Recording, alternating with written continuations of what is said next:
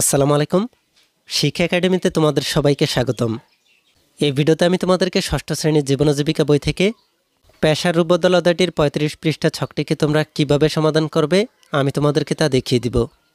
তোমরা এখানে দেখতে পাচ্ছ তোমাদেরকে ৩৫ পৃষ্ঠায় এই ছকটিকে দেওয়া হয়েছে। এই ছকটিকে তোমাদেরকে পূরণ করতে হবে। এই ছকটিকে পূরণ করার জন্য তোমাদেরকে এই ছকটির উপরে একটি নির্দেশনা দেওয়া হয়েছে। নির্দেশনাটিতে তোমাদেরকে এখানে বলা হয়েছে পরিবারের বাবা মা বা অন্য কোনো বয়োজ্যেষ্ঠ সদস্যদের সঙ্গে আলোচনা করে ২০ বছর আগে বিভিন্ন খাতে পেশার ধরন ও কাজ কেমন ছিল তা নিচের ছকে লিপিবদ্ধ করি।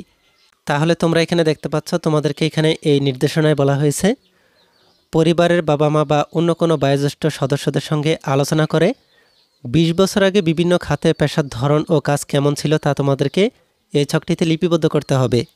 তোমাদেরকে এখানে এই ছকটিতে প্রথমে বলা হয়েছে পেশার ক্ষেত্র।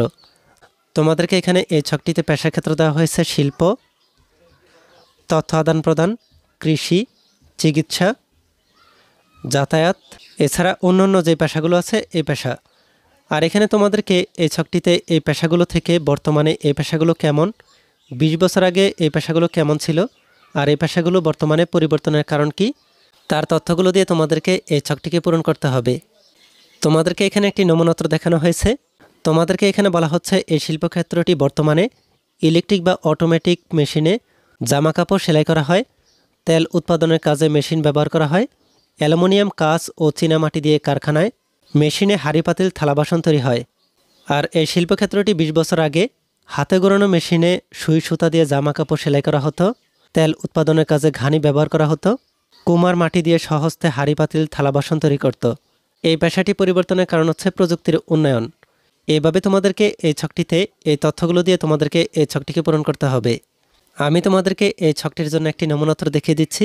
তোমরা আমার দেওয়া নমুনাত্রটিকে ভালোভাবে দেখে তোমাদের নিজেদের মতো করে তোমাদের অভিভাবকের কাছ থেকে তথ্যগুলো নিয়ে এই ছকটিকে তোমরা পূরণ করে নিবে। চলো তাহলে আমরা নমুনাত্রটিকে দেখে নিই। তার আগে তোমরা যারা এখন আমাদের চ্যানেলটিকে সাবস্ক্রাইব করোনি তারা এখনই আমাদের চ্যানেলটিকে সাবস্ক্রাইব করে রাখো। আর যারা সাবস্ক্রাইব করেছো তাদেরকে অসংখ্য ধন্যবাদ। ছকটিতে তোমাদের এর পরের পেশার ক্ষেত্রটি হচ্ছে তথ্য আদান প্রদান।